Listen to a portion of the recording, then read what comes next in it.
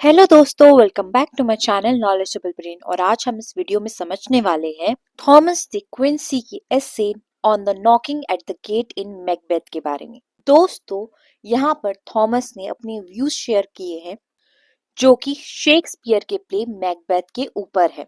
अगर आपको मैकबेथ की स्टोरी नहीं पता है तो आप मेरे चैनल पर जाकर उसकी पूरी स्टोरी को समझ सकते हैं। यहाँ पे मैं आपको छोटी सी एक समरी प्रोवाइड कर देती हूँ ताकि आपको ये ऐसे समझ में आ जाए। मैकबेथ विलियम शेक्सपियर का फेमस ट्रेजेडी प्ले है जो स्टोरी स्कॉटलैंड के जनरल मैकबेथ के अराउंड है, जो ब्रेव होता है, वफादार होता है, लेकिन एम्बिशियस और पावर के चक्कर में बदल जाता है। मैकबेथ और उसका जो फ्रेंड होता है बंकाओ तीन विचेस से मिलते हैं। विचेस मैकबेथ को प्रोफेसी देती है कि वो राजा बनने वाला है। अब मैकबेथ की वाइफ है लेडी मैकबेथ, वो उसको बोलती है तुम्हें राजा बनना है ना, तो तुम किंग डंकन को मार दो, तभी तो तुम राजा बन पाओगे। दोनों प्लान बना के किंग को मार देते हैं, लेकिन अब दोनों गिल्ट में जा चुके हैं और डर में जा चुके हैं। मैकबेथ तो काफी ज्यादा डिस्टर्ब भी हो जाता है, लेकिन अभी भी वो एम्बिशियस है। वो अपने दोस्त से बोलता है कि जो राजा का बेटा था फ्लेंस, उसको भी मार दो, लेकिन मैकबेथ का दोस्त वो मर जाता है और फ्लेंस बच जाता है। लेडी मैकबेथ पागल हो जाती है। रात को वो स्लीप वॉकिंग करती है, उसको हेलुसिनेशन होते हैं और वो बाद में सुसाइड कर लेती है। अब स्कॉटलैंड के जो लोग हैं वो भी उसके खिलाफ हो जाते हैं। अब मैकबेथ मर जाता है और किंग डंकन का एक बेटा और था जिसका नाम था मेलकॉन, अब वो राजा बन जाता है। तो ये थी मैकबेथ की स्टोरी। अब हम जानते हैं कि थॉमस के क्या व्यूज है इसको लेकर, लेकिन उससे पहले समझते हैं कि थॉमस de क्विंसी कौन थे। दोस्तों, थॉमस का जन्म 1785 में हुआ था और उनकी डेथ 1859 में हुई थी। वो एक इंग्लिश एसेइस्ट, क्रिटिक और इंटेलेक्चुअल राइटर थे। उन्हें सबसे ज्यादा साइकोलॉजिकल एसेस और लिटरेरी क्रिटिज्म के लिए जाना जाता है। वो रोमांटिक एज के राइटर थे, लेकिन उनका style romantic plus intellectual plus analytical mix होता था। उनके फेमस वर्क रहे हैं confessions of an English opium eater, जो कि पब्लिश हुआ था 1821 में, जो कि उनका सबसे फेमस वर्क है। ओपिनियम एडिक्शन का साइकोलॉजिकल और इमोशनल अकाउंट है। इसके अलावा उनका फेमस वर्क है on the knocking at the get in Macbeth, जिसको आज हम डिस्कस करने वाले हैं। अगेन यहाँ पर जो नॉकिंग सीन है वो साइकोलॉजिकल इफेक्ट को एक्सप्लेन करता है। इसके अलावा उनका फेमस वर्क है on murder considered as one of the fine arts, जो कि एक डार्क सटायर है। मर्डर को आर्ट की तरह उन्होंने एनालाइज किया है, जो कि काफी आयरॉनिकल है। दोस्तों, थॉमस का जो राइटिंग स्टाइल था वो हाईली इंटेलेक्चुअल और फिलोसफिकल था। वो अपने काम में लॉन्ग सेंटेंस का यूज किया करते थे और डीप वोकैबुलरी का। लॉजिक से ज्यादा वो इंट्यूशन और फीलिंग पर ट्रस्ट करते थे।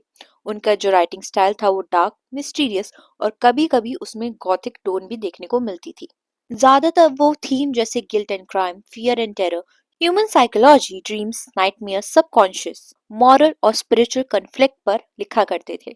वो पहले क्रिटिक थे जो लिटरेचर को साइकोलॉजिकल एंगल से एनालाइज करते थे। शेक्सपियर को नेचर के फिनोमिना जैसा परफेक्ट मानता है। थॉमस का बिलीव है nothing in great literature is accidental.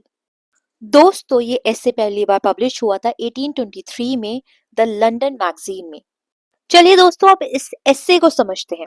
दोस्तों, बचपन से ही थॉमस को मैकबेथ के एक पॉइंट पर काफी ज्यादा कंफ्यूजन होती है कि जो डंकन के मर्डर के बाद जो गेट पर नॉकिंग होती है उससे उसके दिल पर एक स्ट्रेंज इफेक्ट पड़ता है, जिसका रीजन वो समझ नहीं पाता। ये नॉकिंग मैकबेथ के क्राइम को और ज्यादा भयानक, सीरियस और डरावना बना देती है। वो अपनी लॉजिकल थिंकिंग से काफी सालों तक कोशिश करता है, पर ये समझ नहीं पाया कि नॉकिंग का इतना पावरफुल इफेक्ट क्यों होता है। यहाँ थॉमस रीडर को एडवाइस देता है, जब लॉजिक तुम्हारी फीलिंग्स, इमेजिनेशन या इंट्यूशन के अगेंस्ट हो तो सिर्फ लॉजिक पर भरोसा मत करो। सिर्फ अंडरस्टैंडिंग ह्यूमन माइंड का सबसे काम, पावरफुल और सबसे ज्यादा अनरिलायबल फैकल्टी है, चाहे वो यूजफुल हो या ना हो। फिर भी ज्यादातर लोग सिर्फ लॉजिक पर ही ट्रस्ट करते हैं।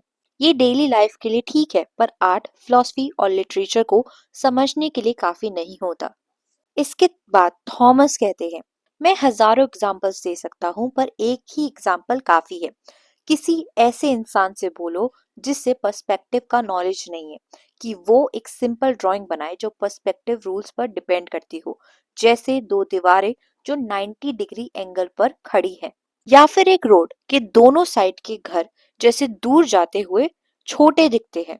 अगर उसने पेंटिंग्स में पहले ये इफेक्ट नहीं देखा तो वो उस ड्राइंग को ठीक से बना ही नहीं पाएगा। पर ये अजीब है क्योंकि उसने ये सीन रोज देखा होता है, अपनी डेली लाइफ में देखा होता है।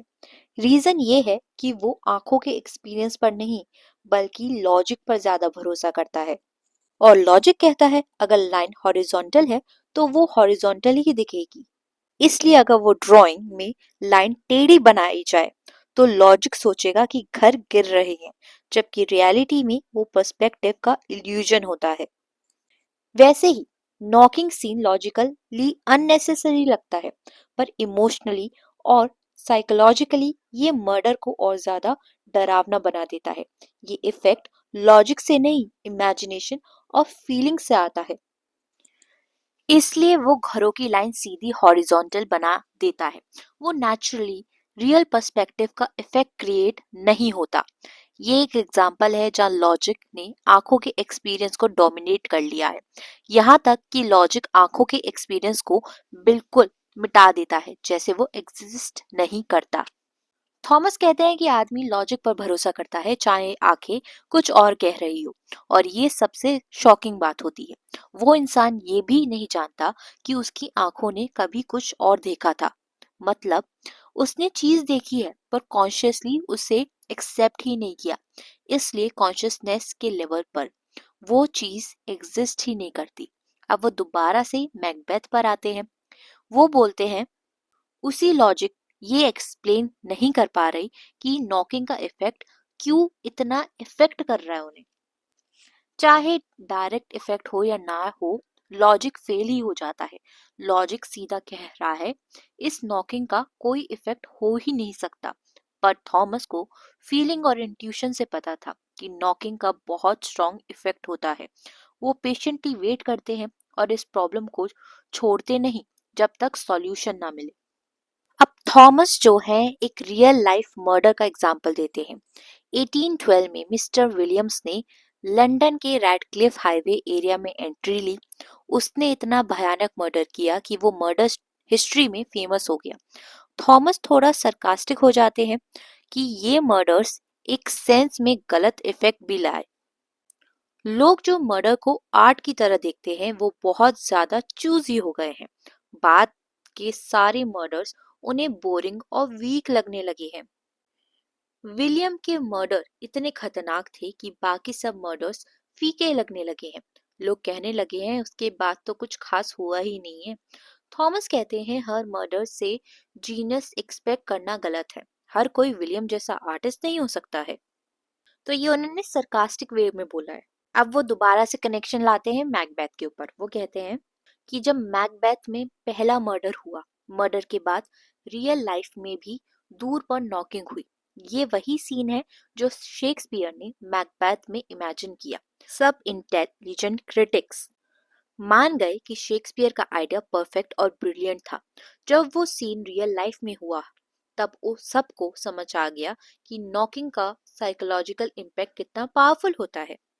दोस्तों ओवरऑल अब तक हमने समझा है कि लॉजिक कभी कभी फेल हो जाते हैं, इमोशन, इमेजिनेशन और इंट्यूशन ज्यादा सच दिखते हैं। मैकबेथ में नॉकिंग सीन मर्डर की हॉरर को मल्टीप्लाई करता है।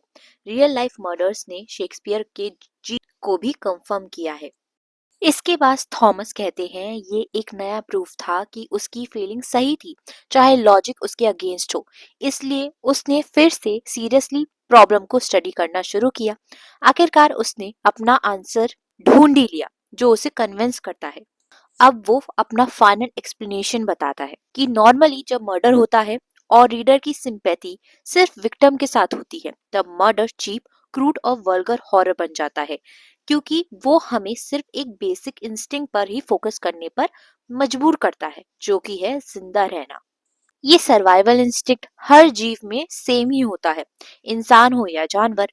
इस इंस्टिंक्ट की वजह से सब बराबरी पर आ जाते हैं। सबसे महान इंसान भी एक छोटे कीड़े के लेवल पर आ जाता है। इस तरह ह्यूमन नेचर सबसे नीचे और शर्मनाक फॉर्म में ही दिखाई देता है। ऐसी चीप हॉरर पोएट के आर्टिस्टिक पर्पस के लिए ठीक नहीं है। तो फिर पोएट को क्या करना चाहिए? पोएट को रीडर का फोकस विक्टिम से हटाकर मर्डरर पर डालना चाहिए, ऐसा यहाँ पे थॉमस कहते हैं। दोबारा से वो कनेक्ट करते हैं मैकबेथ के साथ। वो कहते हैं कि शेक्सपियर ने मैकबेथ में मर्डर को चीप वॉयलेंस नहीं बनाने दिया। फोकस कहाँ पे था? किंग डंकन पर नहीं था, बल्कि मैकबेथ के गिल्टी माइंड पर रखा। नॉकिंग सीन से मर्डर का जो गिल्ट है, फियर है और मॉरल कोलैप्स और ज्यादा इंटेंस हो गया। तो यहाँ पर जो थॉमस है इस एसे में अब कहते हैं कि सिर्फ विक्टिम पर सिंपैथी मर्डर को वीक बना देती है। पोएट को मर्डरर की साइकोलॉजी पर फोकस करना चाहिए, जो कि शेक्सपियर ने अच्छे से किया है अपने काम मैकबेथ में।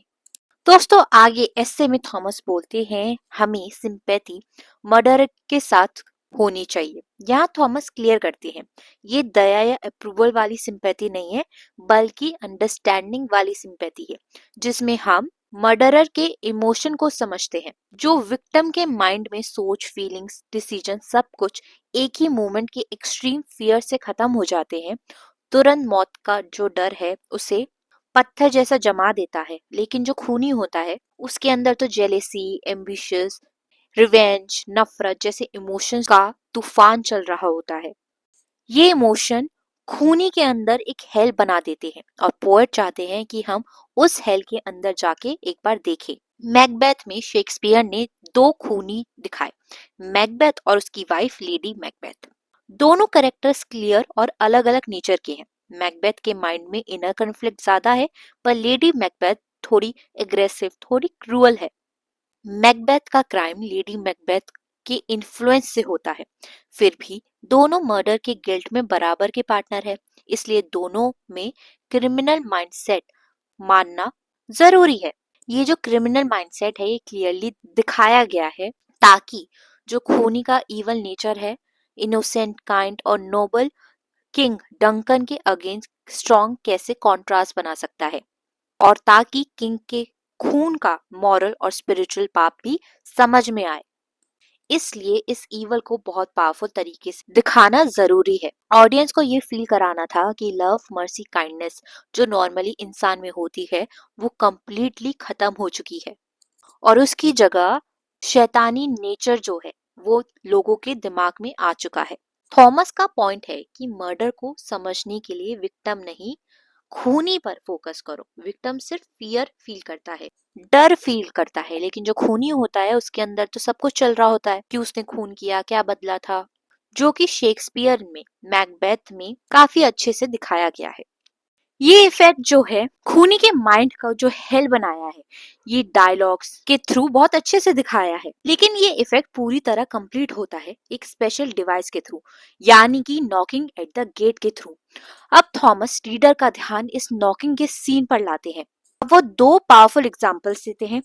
पहला होता है फेंटिंग वुमेन का एग्जाम्पल। अगर तुमने कभी किसी अपने को बेहोश होते हुए देखा हो, सबसे इमोशनल मोमेंट वो होता है जब एक सांस, एक मोमेंट ये बताते हैं कि लाइफ वापस आ रही है। मतलब स्टिलनेस खुद पावरफुल है, पर स्टिलनेस के बाद मूवमेंट और ज्यादा पावरफुल लगता है। दूसरा एग्जांपल वो देते हैं फ्यूनरल का। वो कहते हैं या अगर तुमने किसी बड़े शहर में किसी बहुत बड़े लीडर के फ्यूनरल को देखा हो, तुमने देखा होगा कि जो रोड्स है वो खाली होने लगती है, शॉप बंद होने लगती है। तुम्हें लगा होगा कि पूरा शहर एक ही इमोशन में बंधा हुआ है, और अचानक व्हील्स की आवाज आई, जैसे कि लाइफ वापस मूव करने लगी। तब तुम्हें रियलाइज होता है कि साइलेंस का इम्पैक्ट सबसे ज्यादा तब पावरफुल होता है जब वो टूटता है। तो यहाँ पर एक जो की प्रिंसिपल है जो थॉमस ने बताया है वो ये है कि हर एक्शन का मीनिंग रिएक्शन के थ्रू सबसे अच्छा समझ आता है। अब इसी रूल को मैकबेथ पर भी अप्लाई करो। वो बताते हैं कि मैकबेथ में भी दो दुनिया है। पहले दिखाते हैं कि इंसानी दिल हट चुका है, शैतानी दिल आ चुका है, एक अलग वर्ल्ड है जो कि ईवल वर्ल्ड है। खूनी अब इंसानी इमोशन, डिजायर, पर्पसेस से बाहर निकल चुके हैं, वो कंप्लीटली चेंज हो चुके हैं। लेडी मैकबेथ ने अपनी नेचुरल फेमिनिटी छोड़ दी थी। मैकबेथ ने अपनी ह्यूमन ओरिजिन भूल चुका था। वो दोनों डेविल्स बन चुके थे। एक पूरा डेविलिश वर्ल्ड सामने आ जाता है। अब लेकिन बड़ा सवाल ये है कि ऑडियंस को ये फील कैसे कराया जाए। आंसर है knocking at the gate, ordinary human world का वापस आना, जिससे इवल वर्ल्ड और ज्यादा शॉकिंग लगता है।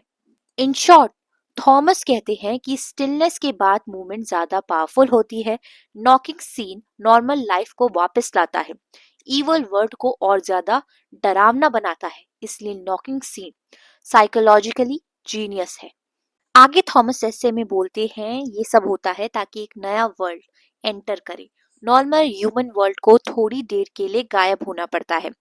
मर्डर और खूनी को daily life normal human activities से पूरी तरह अलग कर दिया जाता है, जैसे उनके बीच बहुत ज्यादा गहरा गैप हो।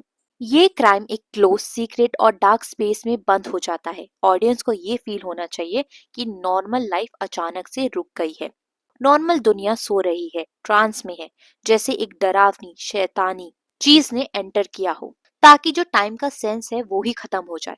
एक्सटर्नल वर्ल्ड से सारा कनेक्शन टूट जाए, सब चीजों से विड्रॉल कर लिया जाए, एक डीप अनकॉन्शियस स्टेट में चले जाए जहां नॉर्मल इमोशन एग्जिस्ट ही नहीं करते हो। इसलिए जब मर्डर हो चुका होता है तो इवल वर्ल्ड धीरे धीरे गायब होने लगता है, जैसे बादलों में कोई सीन डिसॉल्व हो जाता है। तब गेट पर नॉकिंग सुनाई देती है।